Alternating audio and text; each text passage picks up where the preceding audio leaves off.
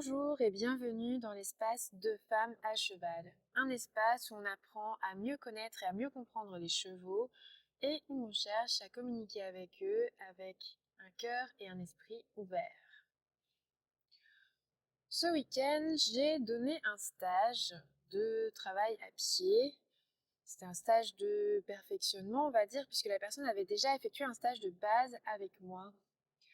Et après quelques minutes à la regarder évoluer avec son cheval, je lui ai posé la question suivante. Pourquoi as-tu un cheval? Ça l'a quelque peu surprise. C'est souvent une question qui déstabilise un petit peu.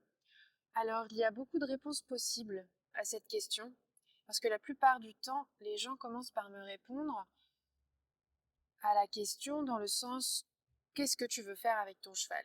Donc, bon, ça peut être j'aimerais monter mon cheval en cordelette, j'aimerais faire des exercices de spectacle avec lui, j'aimerais pouvoir faire de l'équifile ou bien du mountain trail, tout un tas de possibilités. Mais en fait, quand on répond par le faire, on répond toujours à côté de la question. Parce que la réalité, c'est qu'on ne fait rien simplement pour le faire. Tout ce qu'on fait, on le fait pour ressentir quelque chose. Donc j'ai recentré la question.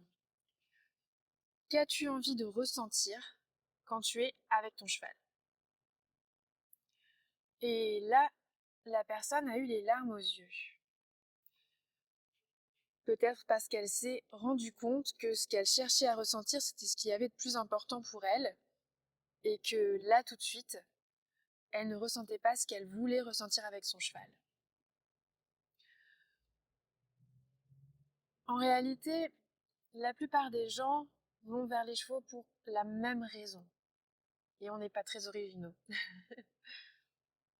Nous sommes des animaux de troupeau, nous aussi, des animaux grégaires. Et donc, en général, nous allons vers les chevaux pour chercher un sentiment de connexion. On veut se sentir en lien, on veut se sentir compris, on veut faire partie d'un groupe.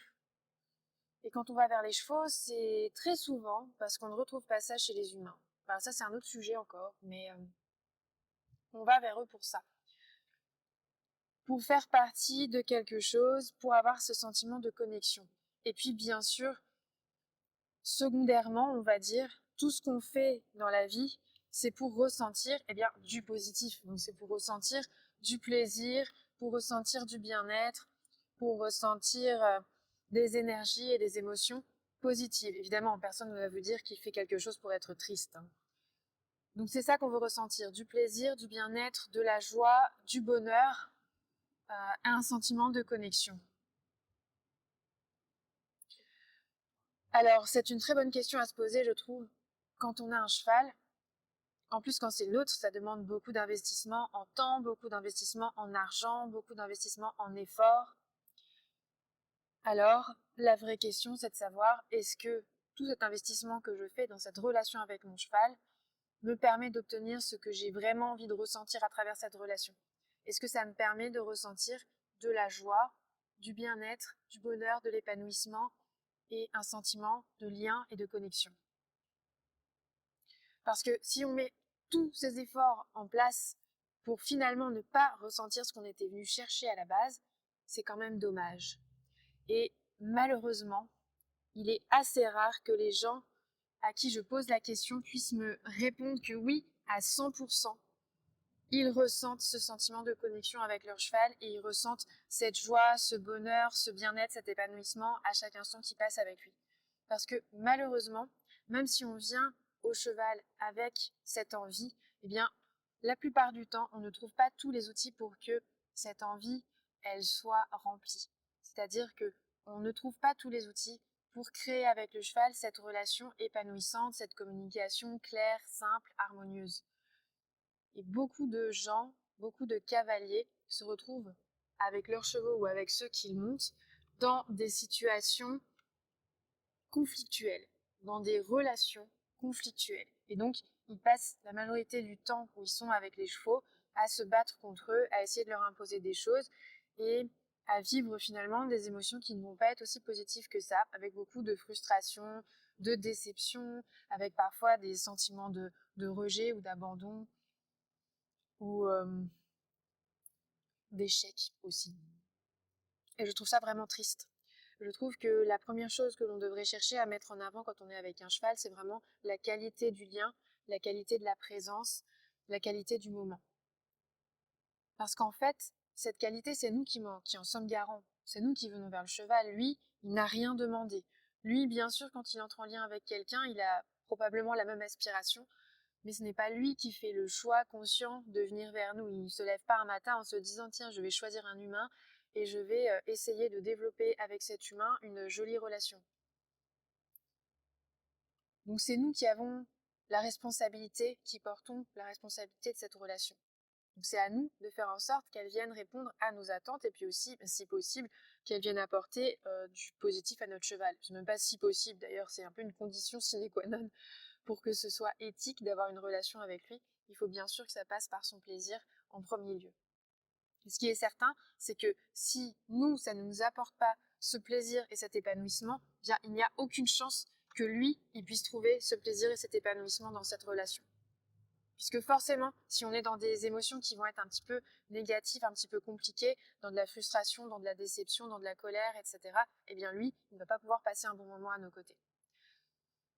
Donc pour moi, quand on va vers le cheval, il faut vraiment garder à l'esprit cette réalité-là, c'est-à-dire la réalité de ce que l'on va vraiment chercher auprès de lui, puisque c'est seulement comme ça qu'on va pouvoir savoir dans quelle direction on veut mettre nos efforts.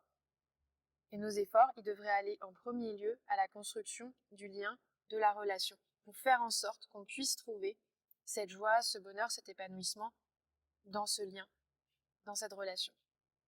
Ça commence déjà par soi-même, c'est-à-dire apprendre à gérer ses propres émotions. Puisqu'il y a aussi une autre réalité, c'est que nous sommes des êtres qui passons beaucoup de temps dans nos têtes et du coup trop peu de temps dans nos corps. Or, c'est par le corps que l'on accède aux émotions et aux sensations, qu'elles soient positives ou négatives. Donc si on veut se reconnecter à la joie, au bien-être et à toutes ces sensations positives, eh bien il faut qu'on se reconnecte au corps. Donc pour moi, toute approche du cheval devrait commencer par là. D'ailleurs, toute approche tout court même de la vie, on va dire, devrait commencer par là, puisque c'est quand même extrêmement important d'habiter son corps et de pouvoir ressentir ses émotions et ressentir toutes les choses positives que l'on peut percevoir chaque jour et qui peuvent contribuer à nous rendre joyeux. Donc la première approche, c'est d'apprendre à respirer, d'apprendre à se poser et d'apprendre à revenir habiter son corps. Par là, on va retrouver la connexion à ses ressentis et aussi à ses intuitions. Et par là, du coup, on va avoir de nouveau un baromètre pour nous permettre de savoir si on va dans la bonne direction dans ce qu'on est en train de mettre en place avec notre cheval. Puisque pour savoir si on va dans la bonne direction, il faut déjà être capable de savoir ce que l'on ressent. Et si c'est bien ça qu'on est venu chercher à ressentir à la base dans ce qu'on est en train de vivre. Pour moi, le retour au corps et le retour au ressenti sont vraiment primordiaux pour qu'on puisse refaire de la relation avec le cheval un espace d'épanouissement. Puisque c'est vrai, à quoi ça sert d'avoir un cheval et de faire tous ces efforts si ce n'est pas pour que ce soit épanouissant. Et pour que ce soit épanouissant, on n'a pas besoin de gagner des concours, on n'a pas besoin de remporter des compétitions. On a juste besoin de se sentir en lien et d'être dans un échange harmonieux, simple, facile. Et ça, c'est tout à fait accessible. En plus, ce qui est génial, c'est que c'est vraiment un cercle vertueux parce que plus on va être en lien avec nous-mêmes, plus on va être à l'intérieur de notre corps, plus on va être juste dans notre attitude aussi. Parce qu'on va être bien dans nos émotions. Quand on est bien émotionnellement, on est en capacité d'être en lien de façon juste. Donc, au lieu d'être dans un cercle vicieux où on n'est pas bien à l'intérieur, du coup, le cheval n'est pas bien, du coup, il ne répond pas à nos demandes comme on l'aimerait, et du coup, on n'est pas bien parce qu'il n'y a pas bien répondu, etc. On commence à construire un cercle vertueux. On va être de mieux en mieux à l'intérieur de nous, du coup, de mieux en mieux dans notre relation avec le cheval. Et pour moi, c'est ça la base de la construction d'une relation avec le cheval. D'abord, être bien à l'intérieur de soi. Ensuite, apprendre à comprendre notre cheval. Parce que si on veut avoir une relation qui soit juste et qui soit épanouissante avec quelqu'un, eh bien, il faut que ce quelqu'un, en l'occurrence le cheval, se retrouve aussi dans cette relation et que lui aussi, il ait envie de cette relation. que le cheval soit un partenaire volontaire. Et pour ça, pour pouvoir en faire un partenaire volontaire, eh bien, il faut d'abord comprendre qui il est, qu'est-ce que lui il recherche dans cette relation, dans cet échange, qu'est-ce qu'on peut faire pour qu'il y soit bien. Donc ça, c'est la deuxième étape. D'abord, on se met bien avec soi, ensuite on apprend à comprendre notre cheval et dans une certaine mesure, parce que évidemment on ne sera jamais cheval, on essaie de voir le monde, de voir la relation à travers ses yeux, pour se demander qu'est-ce que je peux apporter à mon cheval, comment je peux faire pour que chaque jour, lui aussi, il soit content de me voir arriver et qu'il ait envie de partager des choses avec moi. Et à partir de là, on peut aller vers le cheval en ayant le cœur ouvert, l'esprit ouvert, en étant dans la joie et en prenant un vrai plaisir à la construction de cette relation. C'est-à-dire qu'on commence à prendre un vrai plaisir à chaque instant de la relation. On n'attend pas d'avoir réussi à sauter un parcours avec une cordelette pour être heureux. On est heureux et on est dans la joie à chaque moment qu'on passe avec notre cheval. Donc lui, évidemment, il le ressent, puisque les chevaux sont très sensibles à nos émotions. Évidemment, ils ne ressentent pas que les émotions négatives, ils ressentent aussi notre joie. Et quand le cheval sent que nous, on est dans la joie, qu'on est rayonnante, qu'on est heureuse d'être là, et bien forcément, il ressent aussi ce bien-être et ça l'aide à aller lui aussi vers ce type d'émotion et de ressenti.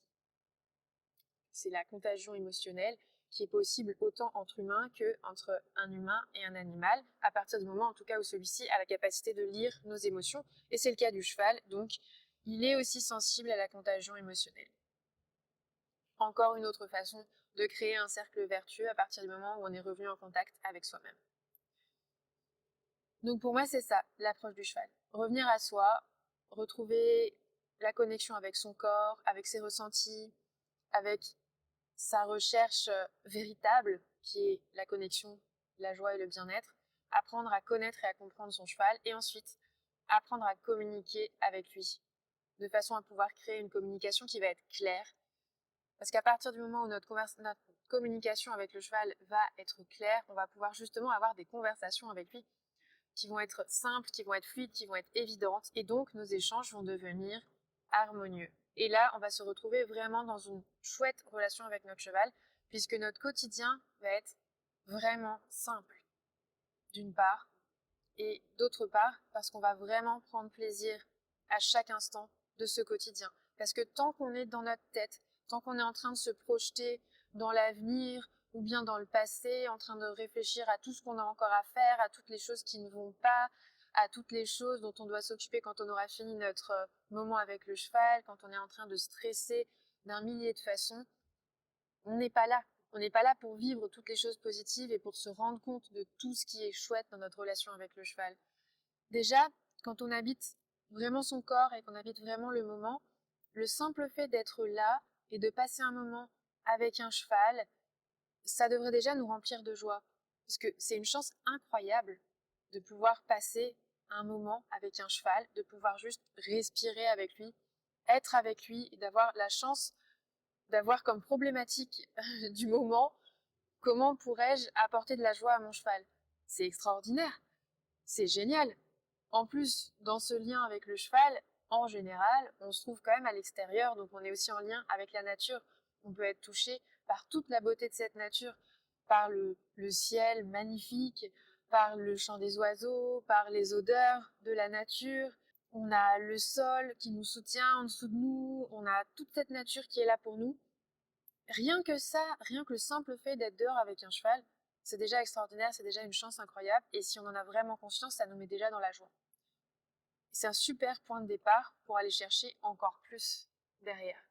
Parce que déjà, si on ne fait que ça, respirer avec son cheval, on se trouve déjà dans le bien-être. C'est ce que découvrent d'ailleurs mes élèves de la formation Sérénité, puisque tout le premier mois, c'est du travail sur soi pour se reconnecter à son corps, retrouver son calme intérieur et développer la pleine présence, apprendre à habiter ses gestes, à marcher, à se déplacer en pleine conscience. Et grâce à ce travail, comme elles le disent elles-mêmes, elles se retrouvent. Elles se retrouvent et elles retrouvent aussi la joie et le plaisir à simplement être avec leur cheval sans rien faire. Et à mon sens, tant qu'on n'a pas trouvé ce plaisir à être, on ne trouvera de toute façon pas de vrai plaisir, de vrai bonheur à faire les choses.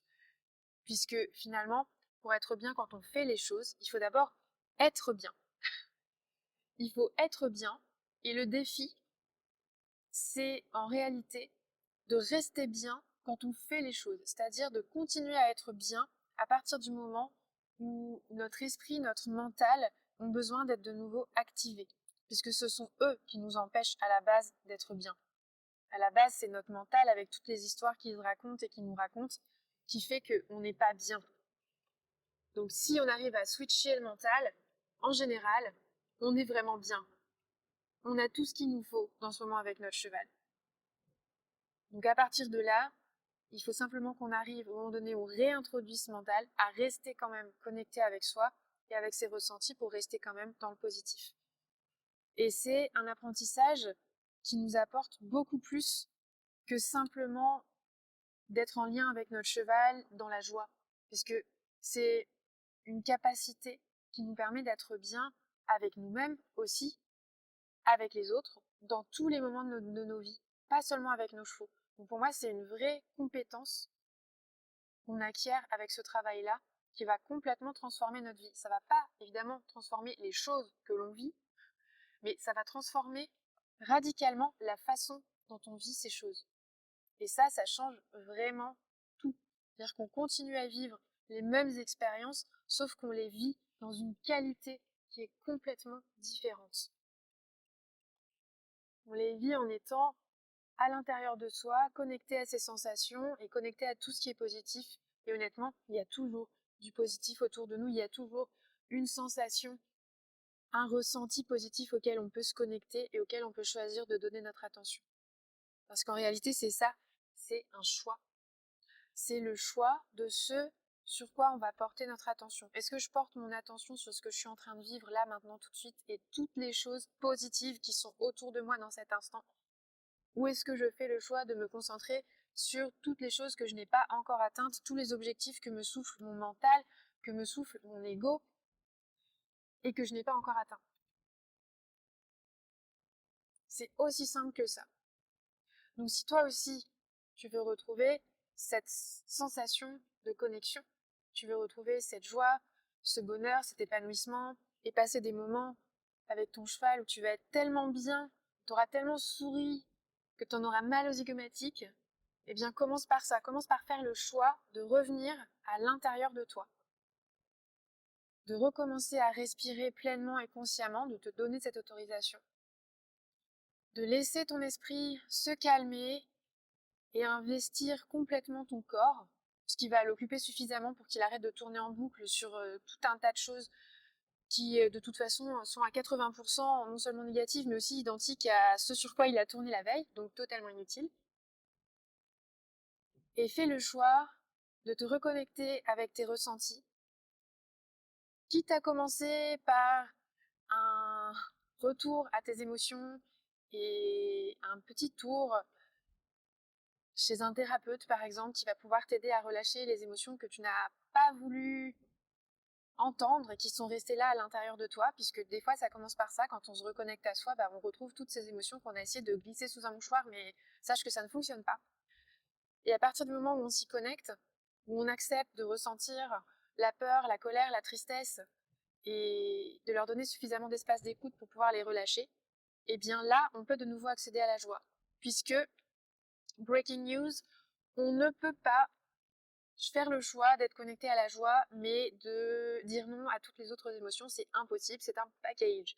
Donc quand on se ferme à soi parce qu'on ne veut plus ressentir la tristesse, la colère, la frustration, la douleur, etc., eh bien on se ferme aussi à tous les ressentis positifs.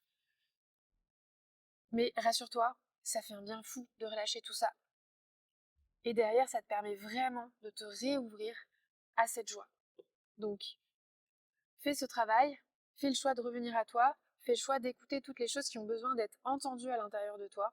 Ça fera un grand changement dans ton quotidien. Et fais le choix de revenir consciemment habiter chaque instant. Parce que chaque instant que tu ne passes pas dans le présent, c'est un instant qui t'échappe. Et la vie est courte. On a besoin de tous les instants qu'elle peut nous offrir. Donc reviens à l'intérieur de toi, fais ce choix, et tu verras que quand tu seras là à l'intérieur de toi, dans l'instant, ton cheval pourra se connecter à toi. parce qu'il ne peut pas se connecter à un esprit qui n'est pas en train d'habiter son corps. C'est impossible pour lui. Et si tu as besoin d'aide pour faire ce choix, pour emprunter ce chemin, eh bien, tu sais que ma formation Objectif Sérénité, c'est ce qu'elle te permet de faire.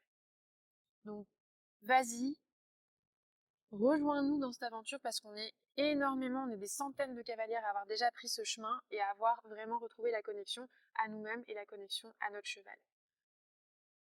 C'est vraiment une question de choix et ça vaut le coup. Ça vaut le coup de retrouver la joie dans le quotidien et dans le lien avec le cheval. C'était mon message du jour. J'espère que ça aura apporté un petit peu d'eau à ton moulin, que ça t'aura donné l'envie, toi aussi, de retrouver cette connexion avec le cheval et toutes ces émotions positives que tu étais venu chercher à la base dans son lien, dans le lien avec lui, dans la relation avec lui. Et j'espère que ça t'aura donné aussi des pistes pour retrouver tout ça. N'hésite pas à me faire parvenir ton retour à travers un message, un email, et j'espère que tu seras là pour notre prochain épisode. Je te souhaite une très belle fin de journée et je te dis à très vite.